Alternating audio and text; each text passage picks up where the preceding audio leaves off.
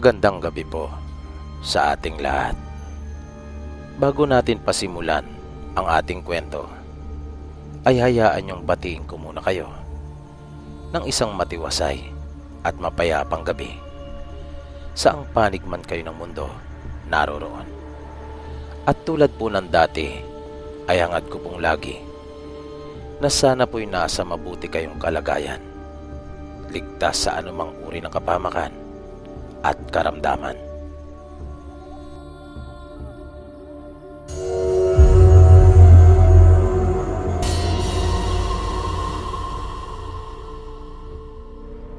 Ang kwentong ating mapapakinggan sa pagkakataong ito ay minsan panghango mula sa mga tunay na pangyayari.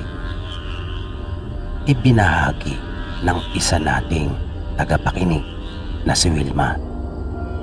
Ayon sa kanya, naganap ang karanasan niyang ito taong 1995 na kung saan ay nagdadalaga pa lamang siya.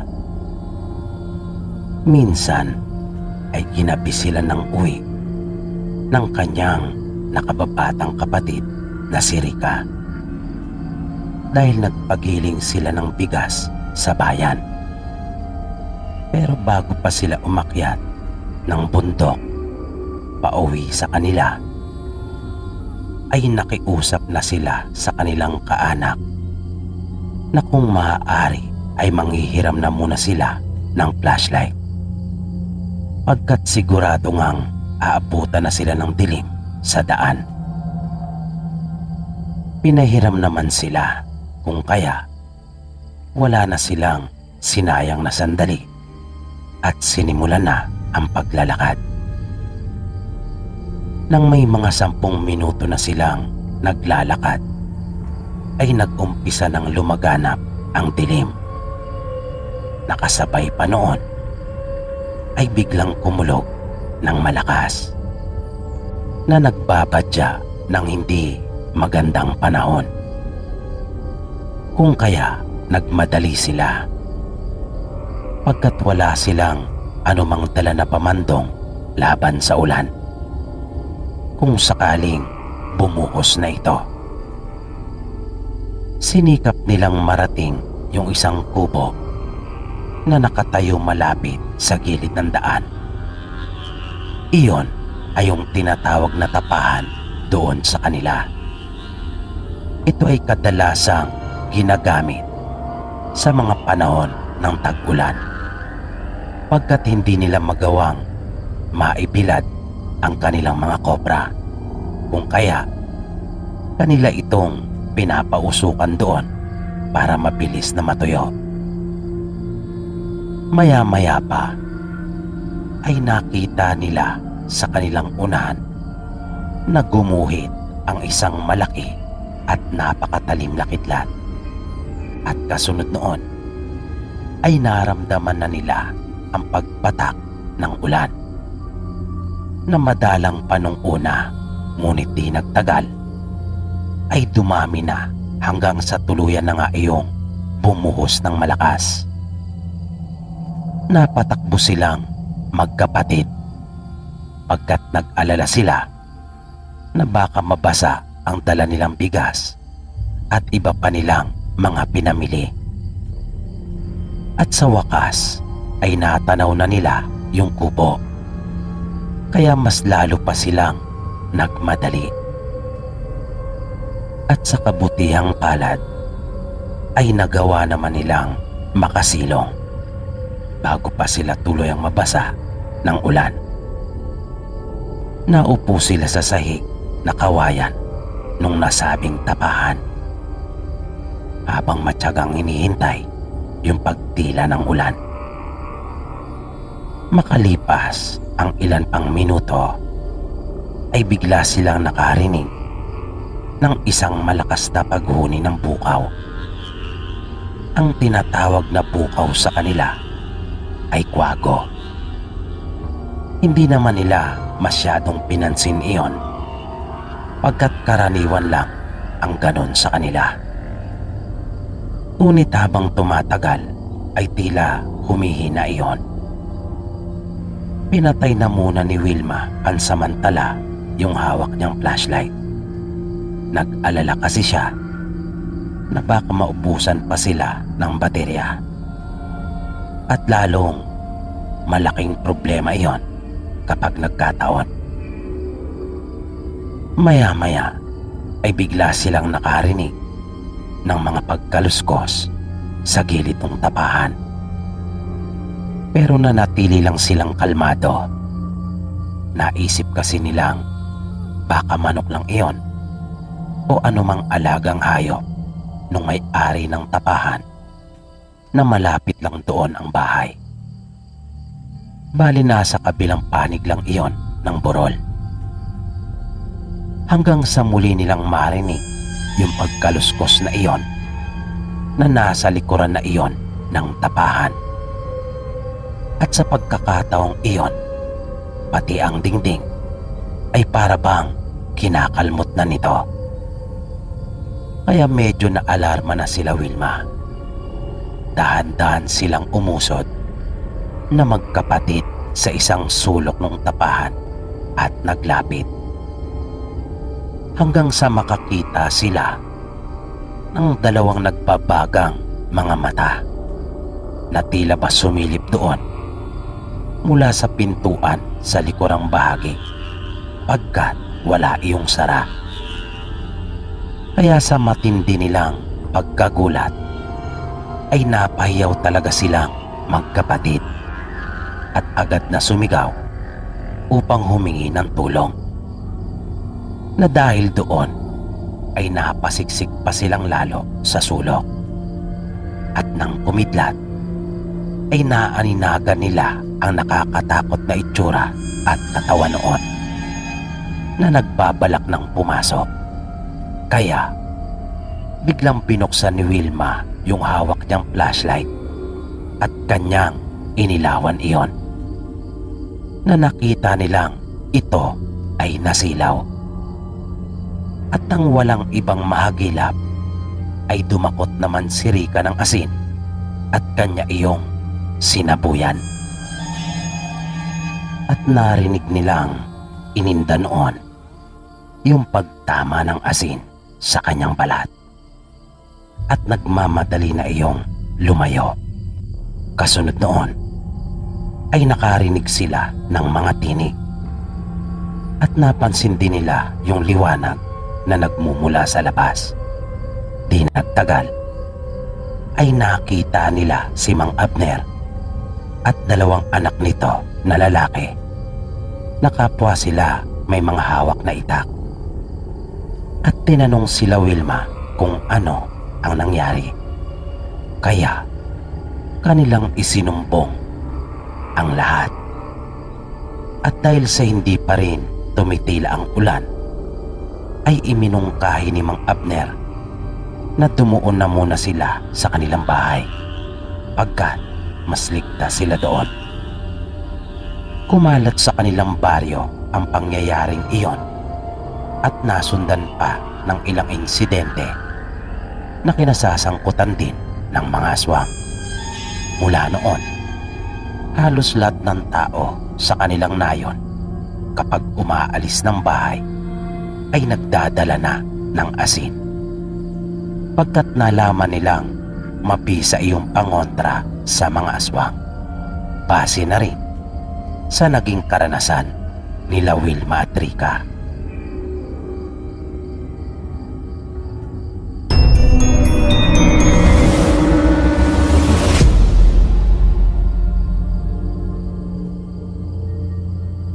Ang sunod naman nating kwento ay nagmula kay Jake. Isa rin nating masugid na tagapakinig. Ayon sa kanya, ang kwentong ito ay narinig lamang niya mula sa kanyang lolo Banoy.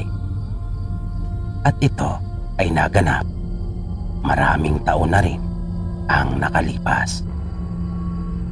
Ayon sa kwento ng lolo niya, noong mga binata pa sila at kasalukuyang mga naniningalang pugad na, ay nagpunta sila sa kabilang bayan upang samahan ang kanyang kaibigan sa gagawin nitong panliligaw. Malayo umano ang kanilang nilakad at inaabot sila ng ilang oras bago narating yung bahay ng babae na siyang liligawan ng kanyang kaibigan. Nang dumating sila doon ay hapon na at papalubog ng talaga ang araw. Napansin niyang kung mahirap ang kanilang pamumuhay ay tila mas mahirap pa sa kanila yung pamumuhay ng babae. Pagkat di hamak na mas maayos naman at malaki ang kanilang bahay. Pagkat para lang umano iyong barong-barong na walang kagamit-gamit sa loob. Pero bagaman ganon ang kanilang sitwasyon, ay nakapagtataka umanong napakaganda nung nililigawan ng kanyang kaibigan. Ay hindi bagay dito yung buhay na kasalukuyan niya noong kinalalagyan, dahil makinis at maputi ito na masasabi mong kutis mayaman talaga siya, at napakaamo pa ng kanyang mukha. Kaya kahit siya ay talagang humanga doon sa babae. May dala sila noon na mga prutas at gulay para sa nililigawan ng kanyang kaibigan. Noon kasi, lalo na kapag sa probinsya, ay ganon yung kadalasan nilang ibinibigay sa kanilang mga nililigawan. Ayon sa kanyang kaibigan, nakilala niya ito sa isang sayawan. Pagpasok nila ng bahay ay kakaiba na kaagad ang naramdaman ni Banoy. Ngunit nanatili lang siyang tahimik at walang imik. Nakiramdam lang siya at hinayaan ng kanyang kaibigan. Maya-maya ay may lumabas pang isang babae mula sa silid. Ang buong akala nila Banoy at Dado ay nakatatandang kapatid iyon. Pero nagulat sila nang ipakilalang nanay niya pala iyon. Kaya nagtaka sila kung paano nilang napapanatiling ganon ang kanilang mga figura at kutis. At ang lalo pang nakapagbigay sa kanila ng matinding interes ay nang malaman nilang dalawa lamang ang mga itong namumuhay at wala silang ibang kasama sa bahay. Kaya naging malikot na umano ang kanilang mga isipan noong mga oras na iyon, na si Banoy ay tila nagpapantasya na at iniisip na kahit sa kanya na lang yung nanay. Total naman ay di rin naman ito pahuhuli, na kung iisipin ay tila mas maganda pa nga ito ng bagya kumpara sa nililigawan ng kanyang kaibigan, lalo na kung ang pagbabasihan ay yung mukha. Nagpaalam sandali sa kanila yung nanay at sinabing maghahanda lang siya ng hapunan at doon na raw kumain sila Banoy, at kung gusto raw nila ay doon na rin sila matulog. Bagay na ikinatuwa naman nilang dalawa. Pero sa kabila ng mga iyon ay may kung ano talagang gumugulo sa isip ni Banoy. Ngunit hindi niya lang matukoy noong mga oras na iyon kung ano. Nabagaman natutuwa siya sa mga paanyaya ng dalawang babae, ay tila may pag-aalinlangan siya at pag-aalala. Nang nag-uusap na umano ang kanyang kaibigang si Dado at nililigawan nito, ay nagpaalam na rin siya muna sa kanila, nang sa ganon ay mas makapag-sarilinan pa sila. Sumunod siya doon sa may kusina at nagpresentang tulungan yung nanay ng babae, na nagpaunlak naman ito. At lalong nabighani si Banoy sa mga matatamis nitong ngiti na talagang nakakaakit.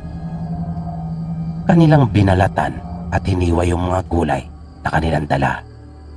Matapos iyon, ay sinabi sa kanya nung nanay na dumuon na muna siya sa sala at hayaan na lang niyang siya na muna ang mag-isa na naroon sa kusina. At saglit lang naman daw niya iyong lulutuin. Kaya iniwan na muna siya ni Banoy na mag-isa. Ngunit sa halip na maupo sa tabi nila Dado at nililigawan nito, ay lumabas na lang muna siya. Paglabas niya ng maliit na bahay na iyon, ay may nakita siyang ilang piraso ng lakampana na hindi naubos masigarilyo. At mayroon din doong nganga at apog, kung kaya napaisip siya na kung bakit mayroon noon doon at kung sino ang gumagamit noon. Gayong ang sabi nila ay sila lamang dalawa ang namumuhay na magkasama at wala nang iba pa. Dahil doon ay parang lalo si Banoy nag-alala. Ngunit hindi pa rin niya tiyak ang dahilan kung bakit siya nakakaramdam ng ganon. Nagsindi siya ng sigarilyo at maya-maya ay napansin niya ang isang puno ng kalamansi sa di kalayuan.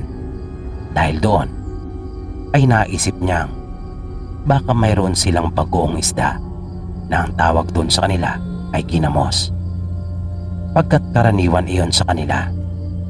At naisip din niyang masarap iyong ipartner sa sariwang gulay.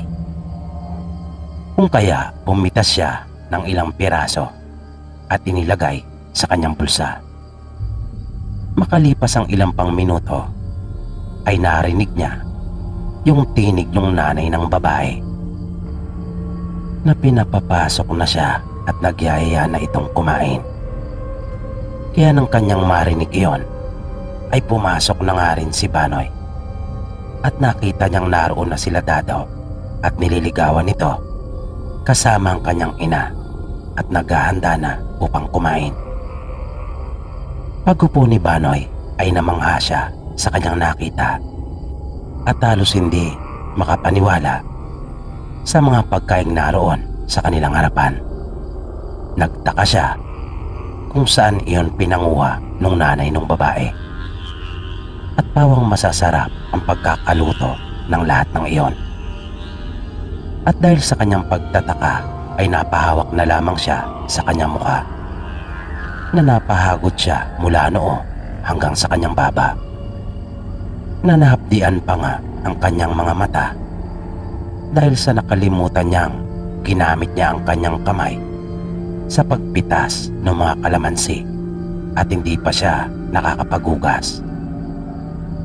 Narinig niya nagsalita na muli ang nanay ng babae at sinabing kumain na raw sila. Ngunit biglang nagulat si Banoy at naramdaman niyang tila namanid ang kanyang buong katawan dahil sa nakita. Napansin niya ang isang kamay na nasa gilid ng mesa. Isang nakakatakot na kamay na mayroong mahahabang mga kuko na pinapatunog pa iyon na magkakasunod sa mesa. Nang iangat niya ang kanyang paningin, ay nakita niya ang nakakatakot na itsura ng nanay ng babae, na muntik na talaga siyang mapasigaw. Ngunit pinigilan lang niya ang kanyang sarili. Isa itong aswang na may mapupulang mga mata at makapal na buwaghag na mga buhok. At yung kagandahan pala nito ay pawang pabalat lang, pagkat isa na pala itong matandang babae na ang balat bukod sa kulubot na ay lawlaw pa. Nang ibaling niya ang kanyang tingin sa nililigawan ni Dado, ay ganon din ang kanyang nakita. Isa na iyong matandang babae na halos puti na ang lahat ng buhok at kabaliktaran sa aming mga nakikita. At nang ituon naman ni Banoy ang kanyang pansin sa mga pagkain, ay nakita niyang kung ano-ano lamang uri ng halaman iyon, na may nakita pa nga siyang mga balahibo ng manok at putik. Naagaw lang ang atensyon niya nang marinig niyang magsalita muli ang nanay ng babae at yung nililigawan ni Dado, at sinabing kumain na raw sila, na nangaakit pa ang mga ito na gustong masukan ni Banoy noong mga oras na iyon, pagkat hindi nila alam na nahayag na kay Banoy ang tunay nilang mga anyo. Nagpaalam si Banoy sa kanila at nagdahilan na iihi na muna. Pagtayo niya ay kanyang kinalabit ng malakas si Dado, na wala pa ring kamalay-malay sa kung ano ang totoong nangyayari. Na tila pa sarap na sarap pa rin siya sa ginagawang paglalambing sa kanya nung babae. Ayaw pa sanang payagan si Dado na umalis sa tabi nito, ngunit sumigaw si Banoy at tinawag niya si Dado at sinabing ilawan siyang sandali pagkat madilim. Kaya dinampot ni Dado yung isang gasera at lumabas kasunod ni Banoy. Paglabas ni Dado ay tumakbo na kaagad si Banoy at sinabihan din ng kaibigan na umalis na sila, pagkat aswang ang dalawang matanda. Na nagtaka si Dado sa mga sinabi ng kanyang kaibigan, ngunit nakitakbo na rin itong kasama niya. Kanilang sinindihan ang bawat tuyong damo na kanilang madaanang nasa gilid ng daan. Binigyan din niya ng kalamansi ang kanyang kaibigang si Dado.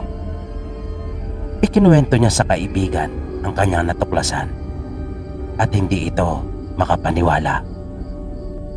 Laking panghihinayang niya kasi pagkat ang buong akala niya ay mapapasa kamay na niya ang isang magandang dalaga. Nasabi naman ni Banoy ay ganon rin naman daw ang kanyang naramdaman, pagkat inakala rin niyang nung una na may mangyayari sa kanila nung magandang ina nung nililigawan ng kanyang kaibigan. Na ang agwat umano ay hindi nalalayo, ganon din pagdating sa ganda at hubog ng katawan. Nagawa nilang makaligtas sa pangyayaring iyon at nakauwi ng mapayapa sa kanilang bahay. Ngunit nagsilbi yung aral para sa kanilang magkaibigan.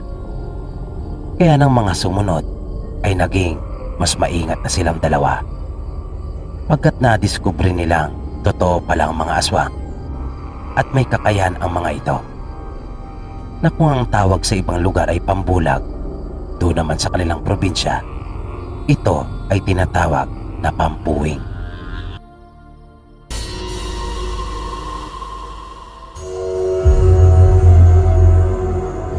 Magandang gabi sa iyo, Sir PB. Kumusta po kayo? Ako nga po pala si Angela. Ibabahagi ko lang po yung naging karanasan ng tiyahing ko. Ang tiyahing ko po kasi ay naging kasambahay sa mahabang panahon. Dekada 80 pa lang ay nangangamuhan na siya. Ang pamilya po kasi nila nanay ay mahirap lang. Marami silang magkakapatid at walang nakatapos sa kanila. Dahil sa murang edad ay sumasabak na sila sa trabaho. At ang laging plano ay ang makapunta ng Maynila upang doon makapagtrabaho. Kwento ng tiyahing ko, hindi na niya mabilang kung ilang pamilya na ba ang kanyang napuntahan para magsilbi bilang isang kasambahay. Pero mayroon siyang hindi makakalimutang pamilya na minsang napagsilbihan niya. Sabi pa ng tiyahin ko na si Tia Ami, nang unang araw siyang dumating sa bahay ng mga ito, ay may naramdaman na kaagad siyang kakaiba. Parang ang bigat umano ng kanyang pakiramdam na hindi niya naranasan sa iba niyang mga napuntahan. Nabigla na lang siyang kinabahan at hindi niya talaga alam kung bakit. At nang makausap niya yung babae na kanyang magiging amo, ay hindi umano ito makatingin sa kanya ng diretso. At saglit lang daw siyang kinausap nito. Nung araw ding iyon ay inumpisa na niyang maglinis ng buong kabahayan at lagi siyang napapalingon sa kanyang likuran. Dahil pakiramdam niya ay parang mayroong nagmamasid at nakatingin. Ngunit kapag kanya naman iyong lilingunin, ay wala naman siyang nakikita. At napagod talaga siya sa paglilinis, na para bang napakaraming taon nang hindi nakatikim ng linis ang bahay nilang iyon. At dahil all around ang kanyang trabaho doon, ay huminto siyang sandali sa ginagawa upang magluto naman ng kanilang makakain sa tanghalian. Ngunit nang yayain na niya ang mga ito pagkatapos niyang makapagluto, ay hindi namang kumain isa man sa kanila. Kung kaya, mag-isa lang siyang kumain doon sa kusina. Nung puntong iyon ay medyo nawiwirtuhan na talaga siya sa mag-anak na iyon. Pagkatapos niyang kumain ay nagpahinga na muna siyang sandali at saka ipinagpatuloy ang ginagawang paglilinis. 2 palapag ang bahay, ngunit sinabihan siya ng kanyang among babae na tanging sa ibaba lang ang dapat niyang alalahanin at wag na raw siyang aakyat pa doon sa itaas, pagkat sila na umano ang bahala sa kani-kanilang mga kwarto. Nang maggagabi na, ay nagpasya siyang magpahinga sa kanyang kwarto. Hindi na siya nagluto pagkat marami pa ang natira noong tanghali. Habang nakaupo sa kanyang higaan sa silid, ay bigla na lang niyang narinig yung mga aso na nagkaingay. Nakalaunan ay nauwi na iyon sa pag-alulong. Kung kaya kinilabutan siya. Hindi niya tiyak kung nasaan ang mga asong iyon, pero nasisiguro niyang hindi iyon alaga ng kanyang mga amo, pagkat wala naman siyang nakitang aso doon. Sa kanilang probinsya, kapag umaalulong ang aso, ay nagbabadya iyon ng hindi maganda. Maaaring may nararamdaman sila o kaya naman ay nakikita. Kaya nakaramdam umano siya ng matinding takot. Nang humupa ang mga aso, ay doon pa lang siya nagpasyang lumabas na ng kanyang silid upang kumain. At kasalukuyan na niyang binabaybay yung pasilyo papunta sa kusina nang makarinig siya ng tila ba mayroong humahangos. Kaya naging maingat siya at nagdahan-dahan. Nagtaka siya kung ano yung tunog na iyon. At nang siya ay sumilip, ay nakita niya ang isang tao na naroon sa may kusina na nakatalikod at tila mayroon itong pinagkakaabalahan na parang mayroon itong nilalantakan. Ngunit napansin niya kaagad yung makapal na buhok nitong buwaghag at nagtatayuan. At wala rin itong anumang suot na damit. Dahil doon ay hindi na nagtuloy pa ang tiyahin ko at nagmamadaling bumalik sa kanyang silid upang kunin ang kanyang bag na naglalaman ng kanyang mga damit at ilang mga gamit. Pagkadampot niya ng kanyang bag ay agad na siyang lumabas ng kwarto at mabilis na tinungo ang daan palabas. Sobrang kaba ang kanyang nararamdaman noong mga sandaling iyon. Nasabi pa ng tiyahin ko ay nararamdaman niyang siya ay nanginginig. Kwento pa niya, hindi siya dumaan doon sa harapan pagkat natakot siya na baka mamalayan siya ng mga ito. Natatandaan niya kasi na nang siya ay dumating at pagbuksan ay lumikha iyon ng ingay dahil kalawangin na yung bakal na gate, kung kaya gumagawa iyon ng malakas na tunog. Kaya inakyat niya yung bakod na hindi naman siya nahirapan dahil sa mayroon doong plant box na siya niyang ginawang tuntungan. Paglalarawan pa ng tiyahin ko, makapigil hininga umano yung pagtakas niyang iyon. Napakiramdam niya ay iyon na lang talaga ang natatangi niyang pagkakataon para maisalba ang kanyang buhay. Na nakarating daw siya sa terminal na iisa lang ang suot niyang tsinelas dahil sa naiwan niya ito dahil sa pagmamadali.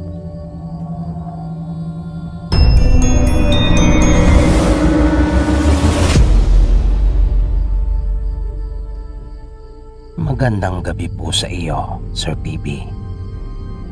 Tawagin mo na lang po ako sa pangalang Marvin. Palagi din po akong nakikinig sa inyong mga kwento. Kaya po ako sumulat ay upang ibahagi rin sana yung karanasan namin ng asawa kong si Charmaine. Nangyari po ito taong 1997. Bagong sama po kami noon at nagsisimula pa lang sa buhay pagpapamilya. Nang magtapat po kasi siya sa akin na siya ay nagdadalang tao na, ay agad akong nagdesisyon na bumukod na kami. Sa paghahanap po namin ng mauupahan ay napadpad po kami sa isa sa pinakamataong lugar sa Metro Manila. Kung kaya nga, hindi ko talaga lubos akalain na makakaranas kami ng ganong uri ng kababalagan. Dahil ang buong akala ko ay sa mga liblib lamang na lugar nagaganap ang mga ganitong uri ng pangyayari. Yung inupahan namin noon ay isa lamang kwarto. Pumayag na rin ang misis ko. Total ay dalawa lang naman kami.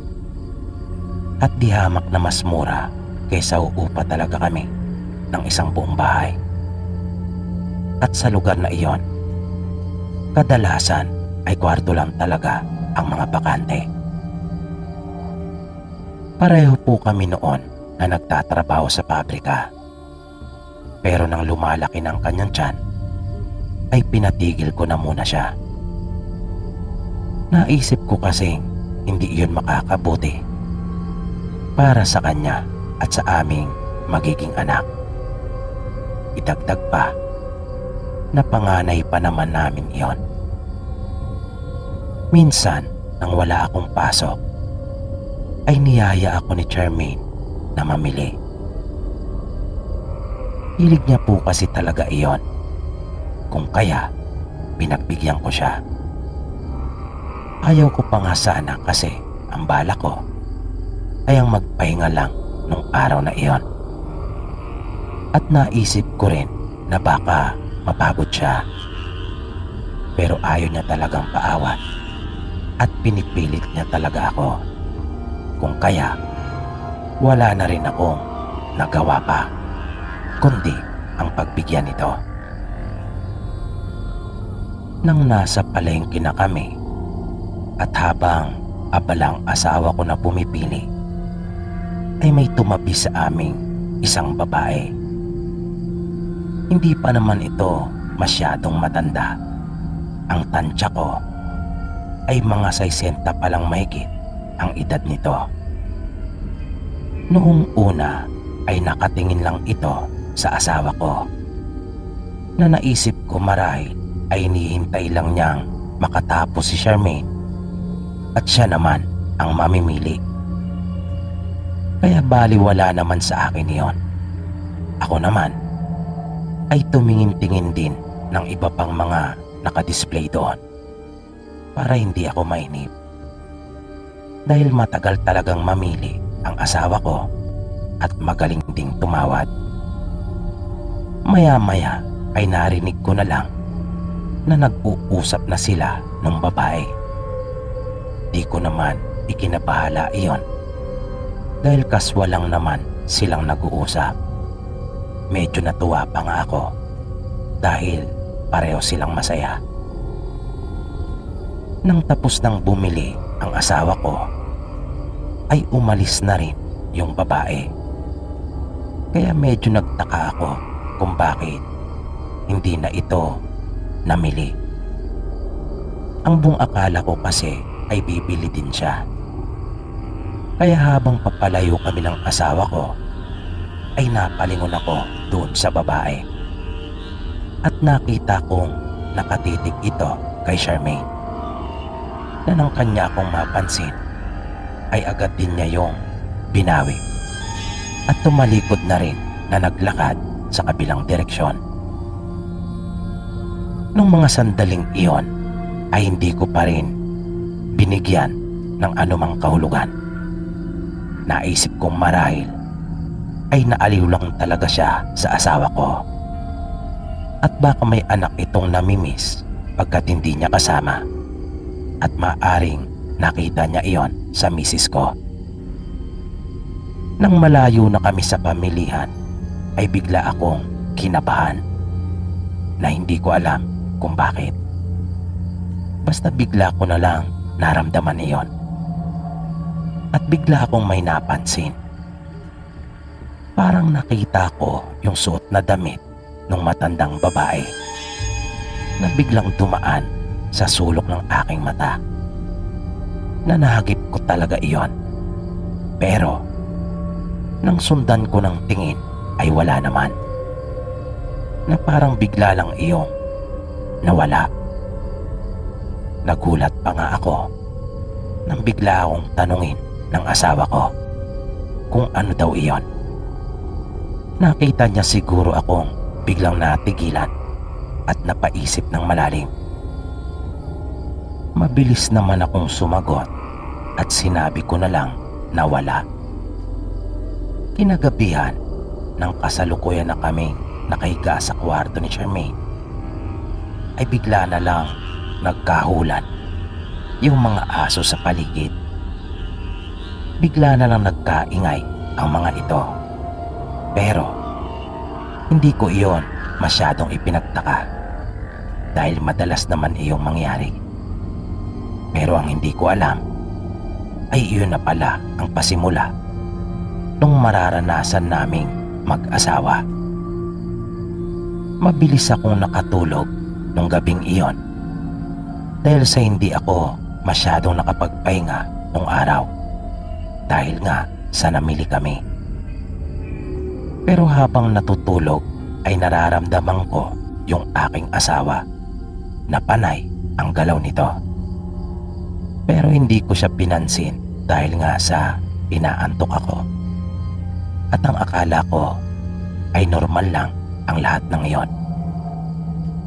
Hanggang sa bigla na lang akong nagulat at naalimpungatan. Nang marinig ko yung malakas na sigaw ng asawa ko, napaupo ako at nakita kong nakabukas na yung pinto ng aming kwarto. Lumabas ako at may nakita akong tumatakbo doon sa iskinita namin. Nang unang pumasok sa isip ko ay iyon marahil ang pumasok sa aming kwarto. Sinigawan ko iyon habang hinahabol. May mga 10 di pa siguro o higit pa ang layo niya sa akin. Bigla iyong lumiko. Kitang-kita ko na kumaliwa siya at naisip kong mahuhuli ko siya. Pagkat alam kong walang ibang daanan doon, sarado iyon at pader na ng isang bahay ang tinutumbok. Pero bigla akong nagtaka nang walang naroon. Biglang nawala yung hinahabol ko at ang sumalubong sa akin ay isang pusa nung ako ay pumasok. Pagbalik ko ay nagsumbong sa akin si Charmaine na bagaman kakaiba ang mukha nung nakita niya at nakakatakot, ay parang namumukha niya umano iyon. Malakas ang kutob niya na iyon yung matandang babae na nakausap niya sa pamilihan. Kwento pa niya, hinawakan pala nung matanda ang kanyang tiyan na parang hindi daw talaga ito nakatiis, na hindi na kontento sa basta pakikipag-usap lang sa kanya. Dinugo ang asawa ko ng pagkakataon na iyon at nang magpatingin kami sa doktor ay wala na ang bata. Nakunan ang asawa ko. Nawala po ang panganay naming anak. Iyan lang po, Sir PB, ang kwentong nais kong ibahagi. Isang mapait na karanasan naming mag-asawa sa kamay ng isang aswang.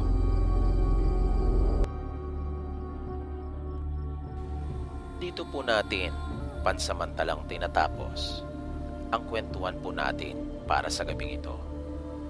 At kung inyo pong nagustuhan ang ganitong uri ng mga content, ay huwag nyo na po sanang ipagdamot pa ang inyong like at mag-subscribe na at pindutin ang bell icon at i-click ang all para lagi kayong updated sa tuwing may bago po tayong i-upload na kwento. Mag-comment na rin at ibahagi kung mayroon din kayong mga naging nakakatakot na karanasan sa comment section.